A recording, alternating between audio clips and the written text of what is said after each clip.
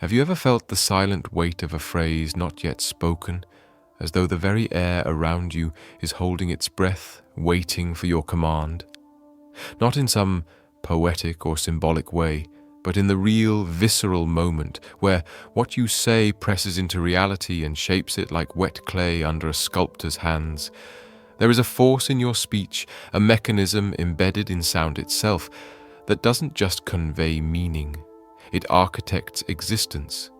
Yet so many wander through life reciting borrowed fears, stale memories, and other people's limitations, mistaking repetition for creation. Their voices echo old cycles, looped like background noise, rather than directing new pathways forward. The potential to mold the future remains dormant, not because it lacks strength, but because the one wielding it does not yet understand what they carry. Beneath the noise of daily chatter, beneath the surface of words used to fill, silence, or describe the past, lies a deeper current, a hidden reservoir where language stops reporting life and begins scripting it. In this inner chamber, the act of speaking isn't an attempt to influence, it's the spark that sets form into motion. This is the space ancient seers touched, the sacred breath of truth whispered by those who didn't guess, but knew. Here, utterance becomes instrument, not for begging the universe, but for declaring its unfolding. The world doesn't respond to wishes, it bows to alignment. And that alignment isn't about posture or performance, it's about integrity of frequency. When you speak from the marrow of certainty, not hoping but knowing, the world listens differently.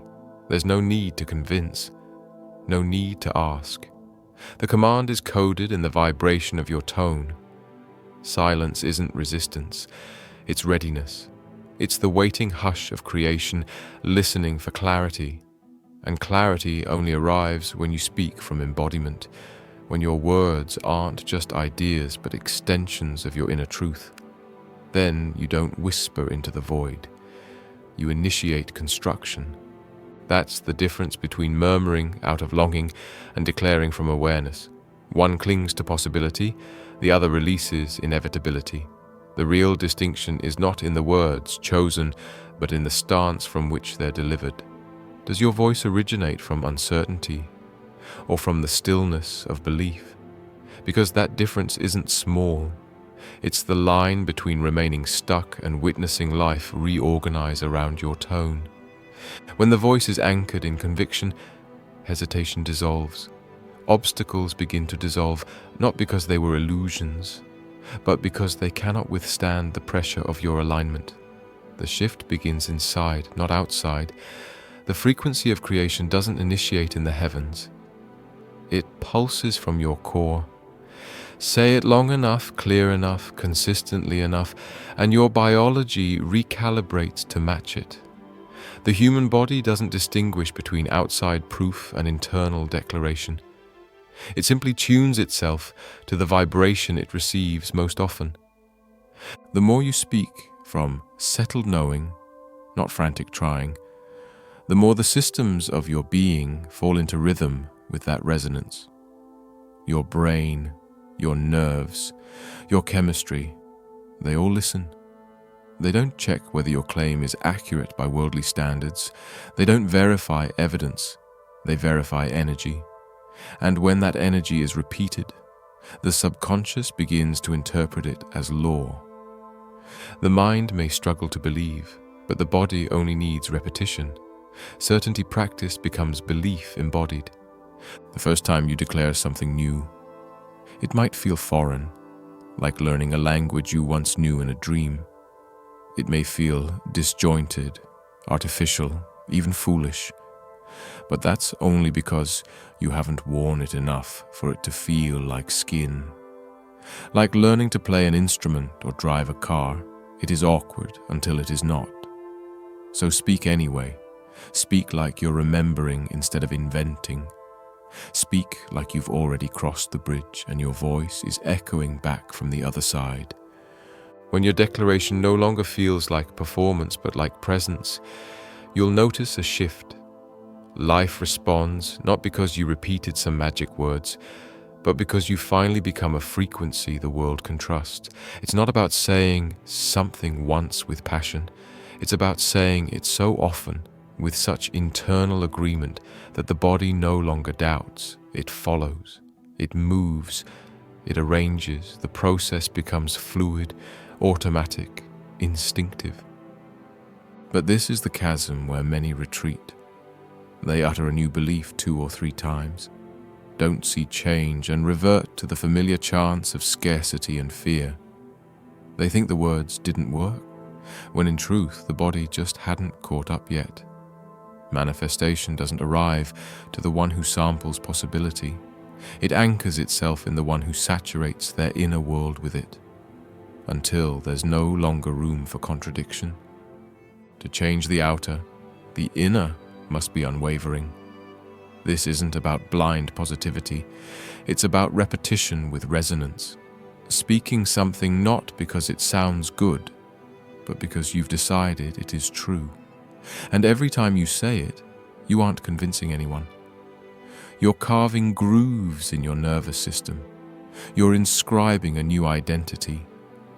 An identity once ingrained directs action without effort. You're not faking it. You're formatting yourself. The words you release aren't flares in the sky. They're coding your reality at the molecular level. And they must be consistent, not just on the stage, not only in moments of discipline, but in the whispers of your mind when no one is around. In those quiet corridors, your true belief is revealed, not by how you act in public, but by what your voice mutters to yourself in private. If those inner echoes still repeat lack, then no outer declaration will override them. Real change occurs when inner murmurs match outer affirmations. You can't declare health while your subconscious keeps rehearsing sickness. You can't affirm abundance while secretly agreeing with struggle. When the whisper within agrees with the word spoken, embodiment occurs. That's when language stops being metaphor and becomes momentum. That's when the identity shifts and the outer must respond. Watch how a toddler learns to walk, clumsy, unbalanced, unsure. But it keeps going. Not because it understands gait mechanics, but because the desire to move is stronger than the fear of falling. The body learns by doing, and so does the voice. At first, your empowered speech may wobble. It might feel hollow. But repetition is how the self accepts the script. Speak until it stops being a stretch and starts being your center. Speak not to sound confident, but to become congruent.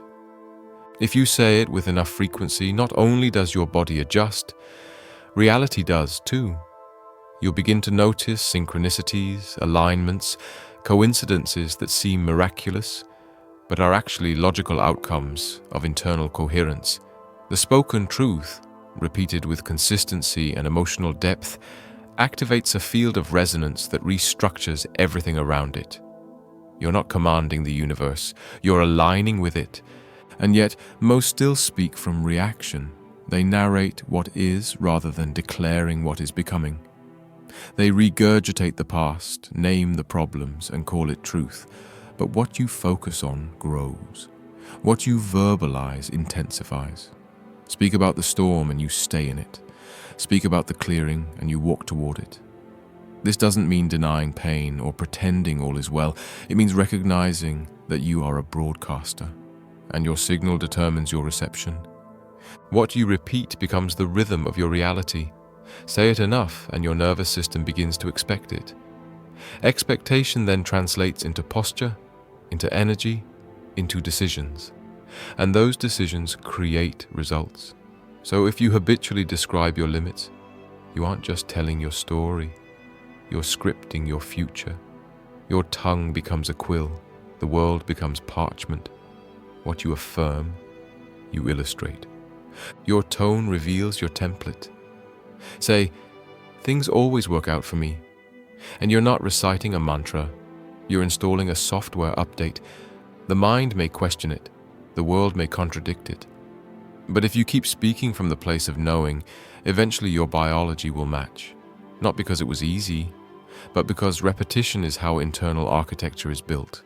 That structure then shapes perception, and perception decides what you call reality. The subconscious is a loyal worker. It doesn't edit or filter, it only obeys. If you consistently speak of loss, pain, or stagnation, the subconscious believes that's the safest lens to use. It filters all experiences through that template, but speak of restoration, growth, and trust often enough, and the subconscious will begin resorting data to match your new narrative. That's how change sticks, not with a single phrase, but with thousands said with congruence. The universe isn't waiting to be persuaded. It's reflecting what you consistently say. You can't speak love and expect resentment. You can't chant joy while anchoring in despair. The external reflects the internal signal, and the most potent signal is not a cry, it's a decree. One said not with hope, but with harmony. And so, what are you constantly affirming, even when you don't mean to? Listen carefully to your casual sentences. I never win. I can't trust anyone. Things never go right for me. These aren't throwaway lines. They are coded instructions. Your subconscious is listening. The field is responding. Language is not neutral. Every phrase casts a vote, and every vote supports a version of you, one empowered or one diminished. Each time you tell the story of your limitation, you revive it. You give it breath. You offer it a home inside your cells, and soon your body starts behaving like someone still trapped, even if the door is open. That's the trap of unconscious repetition. You're not just remembering pain, you're reenacting it. But the same mechanism works in reverse. Speak of new possibilities with consistency and weight, and you begin rehearsing freedom. You're not lying, you're leading. Once you've understood that language isn't merely descriptive but creative, you can no longer afford to speak carelessly. You begin to realize that your conversations, inner and outer, are casting blueprints into the unseen realms. Each syllable becomes a blueprint, a scaffold of the experiences that will soon be drawn into form. And once you see that every phrase you utter carries energetic instruction, something shifts. You no longer toss words into the air like dandelion seeds, unsure where they'll land. You plant them with precision, with care, with the understanding that the soil of reality grows whatever seed you water most. This is where the difference between those who shift their world and those who remain bound becomes clear. The ones who transform their lives aren't louder. They're not luckier, they're aligned. Their speech matches their vision, and their vision is not just fantasy, it's a framework for existence. They don't entertain opposing scripts. They don't dilute their power by narrating conflict and clarity in the same breath. Their sentences are consistent, not just motivational, they're directional. You hear them speak, and it's not about inspiration, it's about transmission. Their words don't just sound good, they move something in you because they are grounded in being. That's what most miss. You can mimic tone, you can repeat someone's mantra, but if it's not tethered to your internal truth, it floats. Empty words don't move energy, only embodied truth does. So when you say, I am whole, but secretly believe you're broken, the dissonance is louder than the declaration. The frequency of your doubt overpowers the words you're speaking. That's why this isn't about saying the right things. It's about becoming the one who says them from truth. Every sentence is either a contract or a key. A contract that binds you to old outcomes, or a key that unlocks new ones. When you say, I always fail, that is not a passive remark. It's a locked door with your signature on it, and your actions will bend to fulfill it. But when you speak with finality about your new reality, when you say, "Success is natural for me, not as a wish, but as a lived truth," then doors that were once rusted shut begin to swing open, not magically, but magnetically. Because your frequency now calls forward the very opportunities that match your inner world. You're not demanding life to behave. You're becoming the type of person life behaves differently around. This is alignment, not just speaking change, but embodying the voice of someone who expects it, not through arrogance, but through coherence. Because the universe doesn't yield to desperation, it responds to clarity. When your words stop pleading and start anchoring, life moves. But here's where the subtle sabotage often creeps in: complaint. It disguises itself so cleverly. It wears the clothes of honesty, vulnerability, even humor, but it corrodes the field all the same. Complaint isn't just venting steam, it's laying bricks in a world you don't want to live in. It's reinforcing walls of limitation with every word. And the body, the subconscious, doesn't understand sarcasm. It only understands tone. So whether you joke, rant, or sigh, life is so unfair. It takes that statement as instruction. It prepares your biology for more of the same. It tightens, it dulls, it waits for the next blow. Meanwhile, your future sits on the other side of language you're refusing to speak. A future that doesn't need to be earned, only permitted.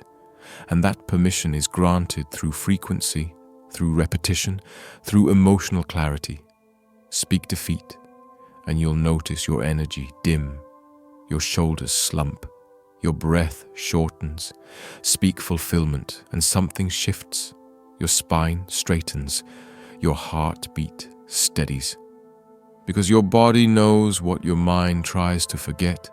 Words are blueprints. Feelings are fuel. Repetition is instruction. And once you speak like it's already real, your nervous system takes notes. The gap between what you desire and what you inhabit begins to close, not through force, but through frequency. Think of how a tuning fork works. Strike one fork with the right tone and another, across the room, begins to vibrate. You didn't touch it. You simply activated resonance. This is how life moves for those who speak from the core. They don't chase outcomes. They vibrate in harmony with them. And reality, always loyal to the strongest signal, adjusts accordingly. This is also why it's not enough to speak loudly. You must speak from within. The depth of your declaration determines its reach. The voice that shifts the world isn't necessarily the one heard by others, it's the one felt by your cells. If you repeat a phrase without emotional charge, it dissipates. But if you speak it with full body agreement, it activates. You feel it echo in your chest, your gut, your bones. That's when it sticks. That's when the field starts listening. But again, most only flirt with their power. They whisper desire but shout disappointment. They daydream about change but rehearse problems like monologues.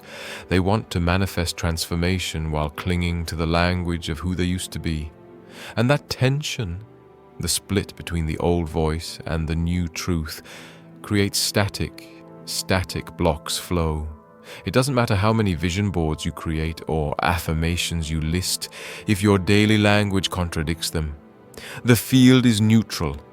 It doesn't filter for preference. It listens for patterns. And what pattern are you broadcasting?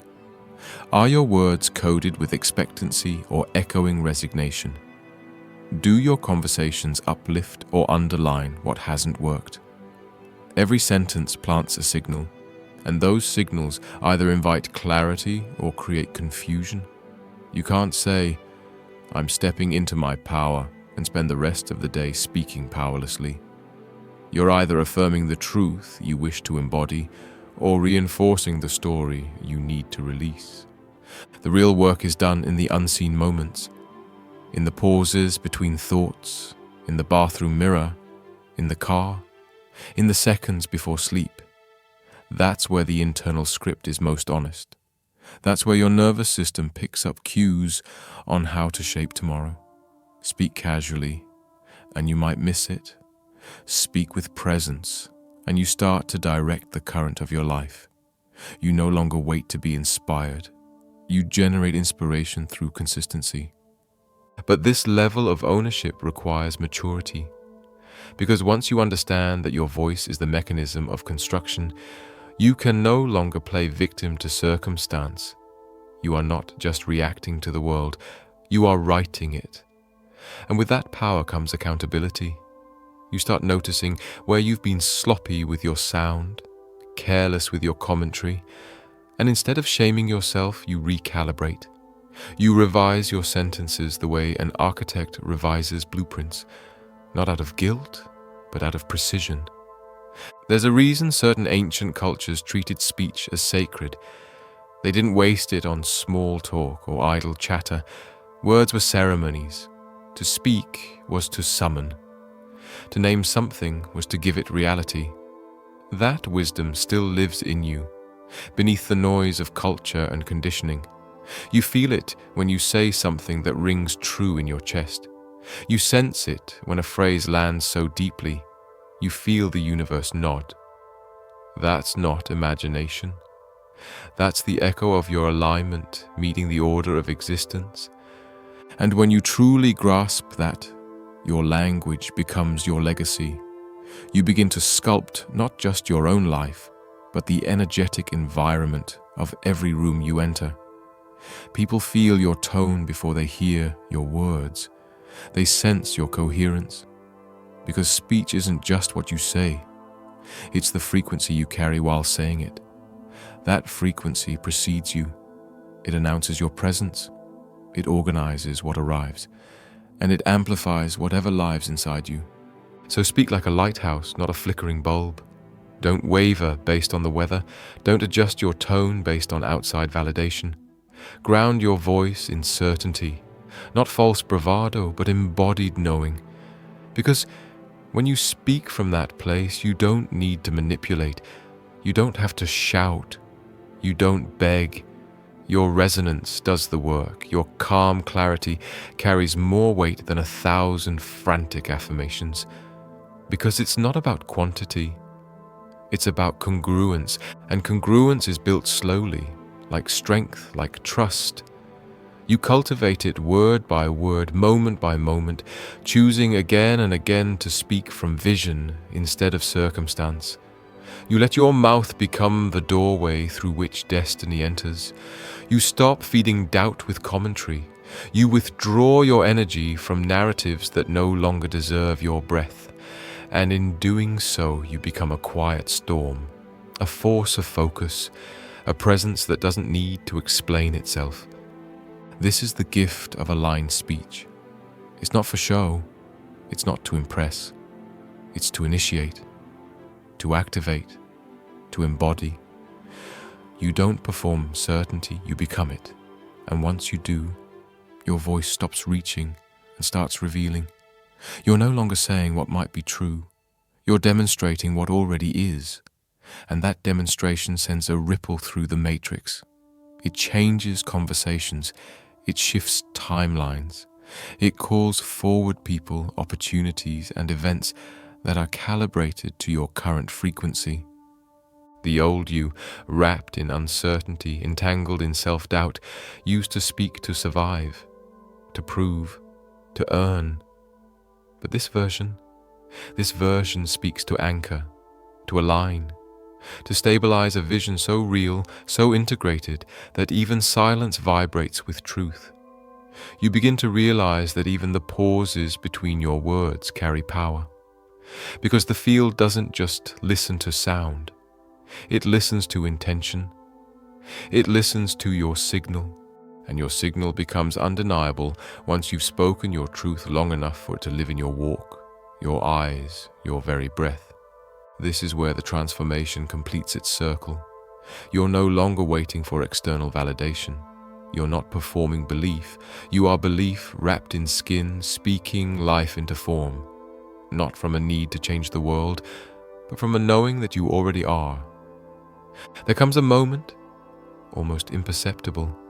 When the shift from speaking as a wish to speaking as a knowing begins to crystallize, you feel it not in your mind but in your marrow, in the quiet certainty that pulses beneath your words. It's a subtle, powerful transition, from uttering hopes into space to commanding structure into existence. You're no longer throwing stones into the dark, hoping to hear a splash. You're placing keystones, constructing an invisible foundation with every phrase, and though others may not see the architecture rising just yet, you know. You can feel the walls of your reality rearranging to fit the blueprint you keep speaking aloud. The body responds to this shift long before the outside world does. You carry yourself differently. Your steps become steadier. You move through your environment as though it already belongs to your future self. That shift in posture, that stillness inside your chest, that is the language of embodiment. You aren't trying to believe anymore. You've crossed into becoming. And from this place, speech is no longer for persuasion. It's for reinforcement. Every word is a brick. Every sentence is a seal. You speak to anchor the truth you've already accepted. And in this alignment, life changes. Not through force, but through invitation. Not through effort, but through resonance. The field around you, which once mirrored your doubt, now reflects your coherence. Things flow, not because you're lucky or exceptional, but because you've become internally consistent. You aren't living in conflict between what you say and what you feel. You've unified, and in that unification, your frequency carries authority. But coherence requires sacrifice. You must give up the luxury of contradiction. You must release the safety blanket of complaint, the soft cushion of justification. You can no longer afford to speak as a victim when your voice is calibrated to a creator's frequency. The moment you declare wholeness, you lose the privilege of describing yourself as broken. The instant you affirm abundance, you must retire the vocabulary of scarcity. And though this sounds limiting, it's the opposite. It's liberation. You no longer have to juggle competing stories. You no longer split your power between the past and the future. You live from one center. This is where language becomes sacred, where silence becomes selective, not passive. You don't waste your breath on reactions. You don't echo dysfunction just because everyone else is doing it. You become deliberate, intentional, measured. Not out of fear, but out of reverence for the tools you've been given. Your voice is no longer a casual tool. It's a divine instrument. It either constructs or destructs, and you now choose construction. Even in private, especially in private, you speak as the one who already is. And in those moments when no one else is watching, your words become the strongest. Not because they're loud, but because they're real. The universe isn't moved by declarations made under performance lights. It listens to the voice you use when you're alone with your reflection. If you speak truth there, everything else aligns. You stop measuring the power of your speech by the volume of your voice. You begin measuring it by the quality of your intention. You no longer say things to be understood. You say things to organize energy. Every word is strategic. Every thought becomes an audition for manifestation. You don't allow idle complaints to become recurring scripts. You notice them, interrupt them, and replace them. Not because you're avoiding reality, but because you're designing it. Designing your life through language means choosing what you feed with sound. If every spoken word is water, then what you repeatedly say is what you're nourishing. Feed anger and it blooms. Feed peace and it multiplies. Feed resilience and it becomes your reflex. This is not just metaphor, it's biochemistry. Your body releases different hormones depending on the emotion your words carry. Say, "I'm exhausted enough," and your body complies. Say, "I'm energized with truth," and it starts finding ways to match. Your inner pharmacy listens. This is the unseen contract we make with ourselves every day. We speak, and our systems adjust. Not because we're imagining things, but because we're activating biological pathways that follow the frequency of our focus. Thoughts release chemicals, speech amplifies them, and over time, those chemical loops become default states. That's how someone becomes chronically anxious or perpetually grounded, through repetition. So what are you rehearsing? Do your words create a body that feels safe or one that stays in alert mode? Does your voice relax your nervous system or keep it spinning in fear? If you want peace, you must speak in a way that teaches your body to stop preparing for war. If you want joy, your sentences must be saturated with permission to feel it. There's no bypassing this. Language is the lever that adjusts internal states. And once those internal states stabilize, external reality follows suit. It has to, because your perception changes. And perception, more than fact, determines experience. Two people can walk through the same event, and one sees opportunity while the other sees threat. The only difference? The story they're telling themselves, and that story is constructed through language. Thought, reinforced by speech, becomes identity. Identity filters experience, experience shapes emotion, and emotion locks in memory. The loop is complete. But loops can be broken, patterns can be rewritten.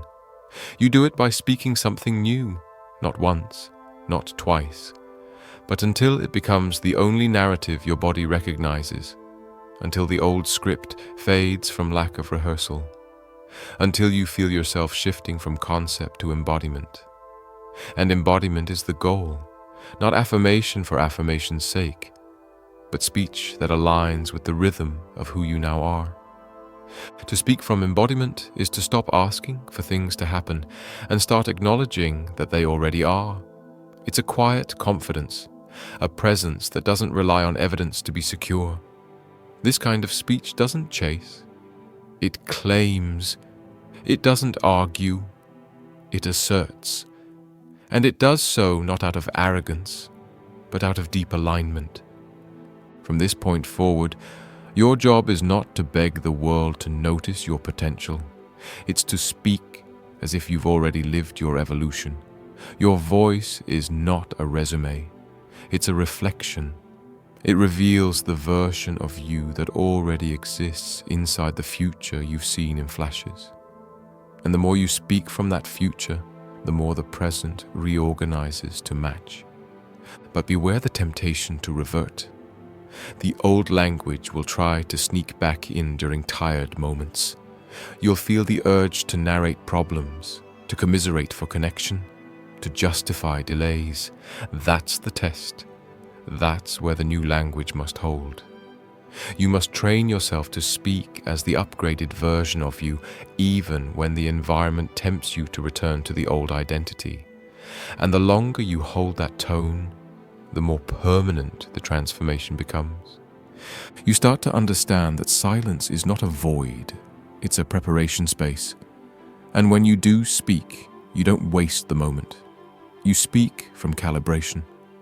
You choose your words the way a painter chooses colors, knowing they will set the tone for everything that follows. And in doing so, your presence becomes powerful even before you open your mouth, because coherence can be felt. Integrity has a vibration. It's not about what you say, it's about what you carry. Eventually, your words are not even for others. They are for the field, for the current that shapes unseen realities. You speak to the pattern beneath the surface. You speak into timelines. You speak into potentials that haven't arrived yet, but you know are listening, because sound travels faster than sight. Your declaration reaches your destiny before your feet do. And in this realization, the need to control disappears. You don't chase the outcome anymore. You calibrate yourself to it. You carry the frequency of having, not seeking. And because life responds to who you are, not what you want, That shift is enough. The mirror of the world doesn't reflect your desire. It reflects your tone. You stop describing life and start shaping it. You no longer narrate the absence of what you want. You become the echo of its presence. And from that space, manifestation becomes less about waiting and more about recognition. You start to notice how much was always within reach, how many doors were already open, waiting only for the voice that matched their frequency. The universe isn't keeping anything from you. It's simply waiting for you to speak in a way that proves you're ready to receive it. And readiness isn't about doing more. It's about becoming more aligned. It's about letting your words match your worth, your tone match your truth, your language match your liberation. When that happens, everything else becomes inevitable. There's something extraordinary that happens when your words and your being finally align. It's not loud. It doesn't arrive with fireworks or public applause. It arrives as a quiet certainty that permeates every gesture, every thought, every breath. You're no longer announcing change, you are change. You're no longer speaking to chase a better life. You're living from the frequency that generates it.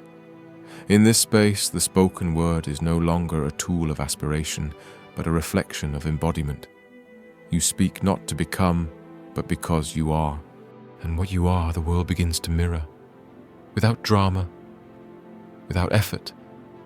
Like gravity, it just works.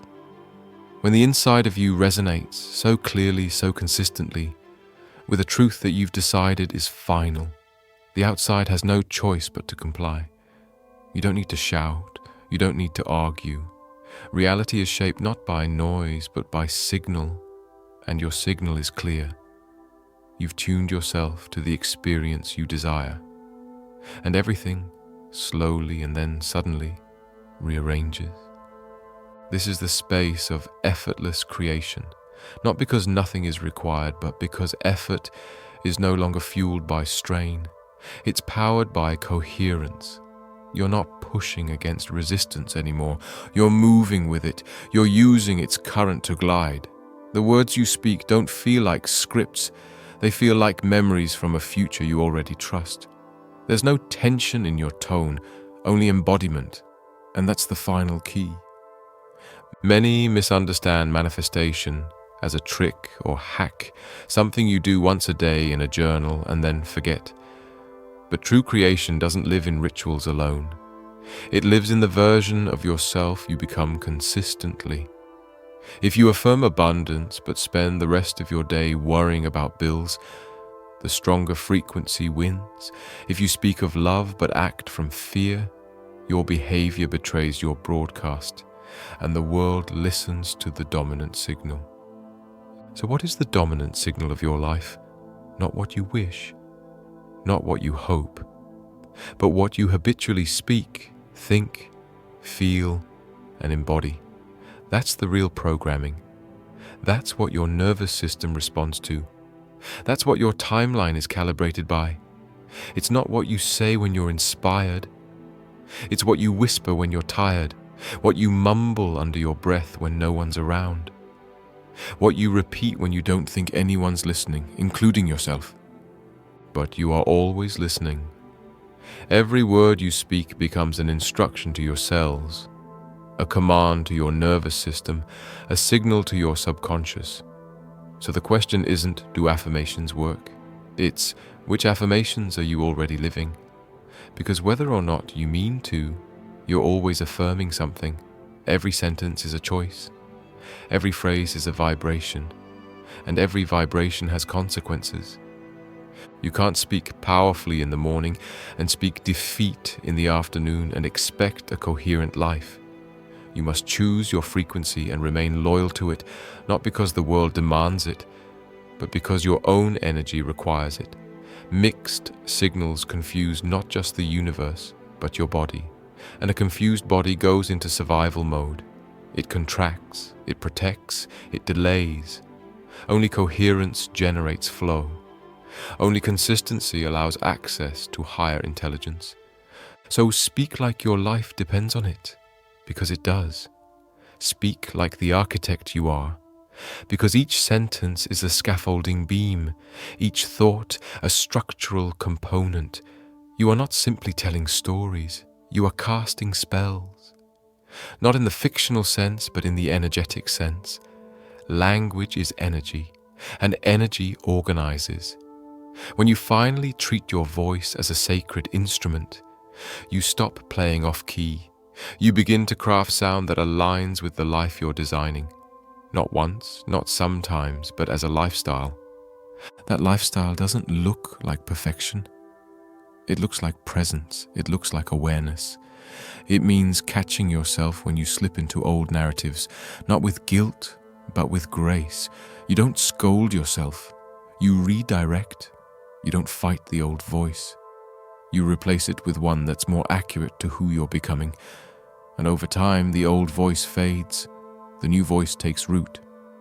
And you wake up one day and realize you don't have to try anymore. This is who you are now.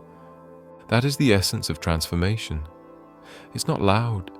It's not dramatic. It's cellular. You become the version of yourself who speaks as if the outcome is complete. Not because you're pretending, but because you've rehearsed it so thoroughly that the body accepts it as baseline. This is how real change happens, not through grand gestures, but through subtle consistencies. Your tone softens but sharpens. You stop seeking approval. You stop needing validation. You speak because you know. And the knowing radiates. People feel it. Circumstances feel it. Doors that were locked for years begin to creak open, not because you knocked harder, but because your voice finally matched the frequency of access. You start to see how you were never really blocked. You were out of sync. The door wasn't locked. You were just knocking with the wrong rhythm. But now your knock is a match. Now your tone is a key. Now your word is a passport. And so life begins to reflect not your desire, but your alignment, not your fantasy, but your frequency. And that's more powerful than anything you could have begged for. Because you realize you don't have to chase anything anymore. You don't even have to convince yourself. You just have to speak from the truth of what already is inside you and refuse to speak from any other place. That refusal is power. That discipline is liberation. You no longer dilute yourself to fit environments that don't reflect your becoming. You speak in the language of your next chapter. And if the room can't hold that tone, you find a new room. You stop seeking safety and validation and begin finding strength in solitude. You become comfortable being the only voice in the room that speaks from a different script. Not to be contrarian, but because you've outgrown the language of limitation. You no longer entertain conversations that pull you backward. You no longer play small to make others comfortable. Your voice is too valuable now. Your tone is too deliberate.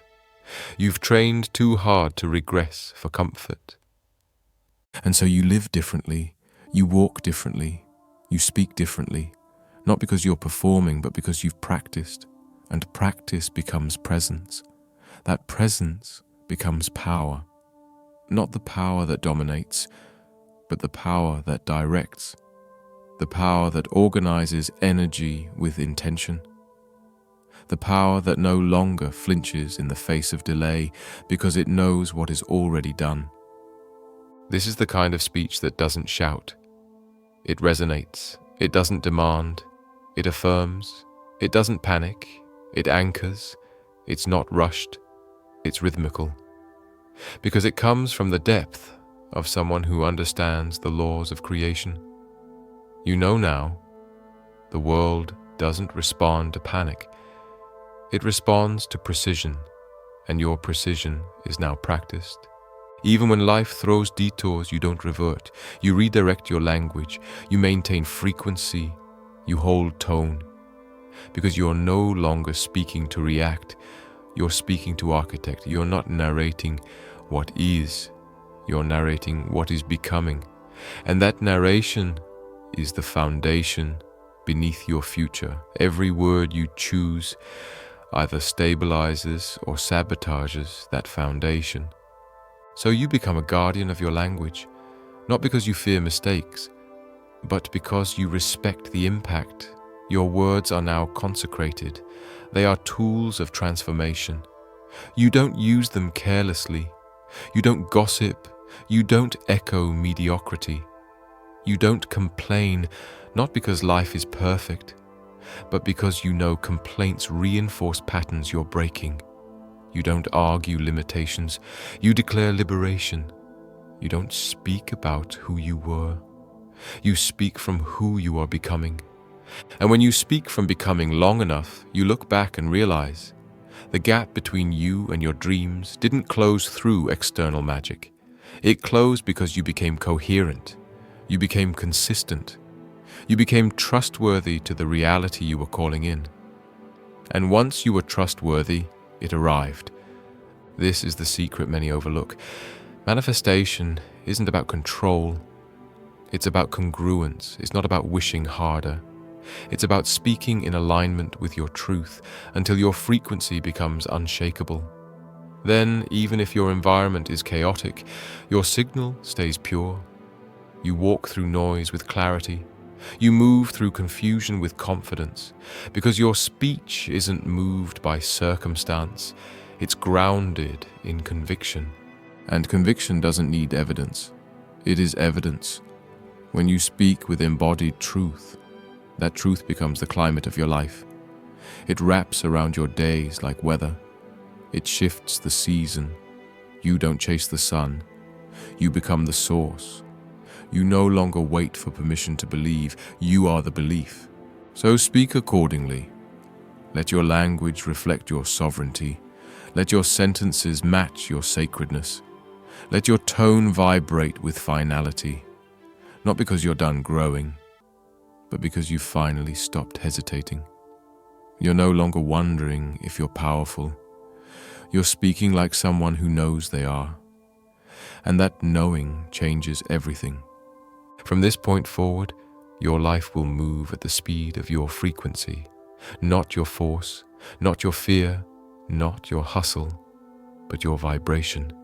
And your vibration is carried in your voice. So speak accordingly. Speak with reverence, speak with rhythm. Speak with the certainty that you are no longer becoming, you are being. You don't have to announce it. You don't need applause. Your presence is the proof. Your walk confirms your words. Your life becomes the echo of a voice that stopped asking for change and started declaring completion. And from that echo, everything aligns. Because when you speak like it is already done, and you live as though you've already received it, nothing in this world has the power to deny you. You become undeniable.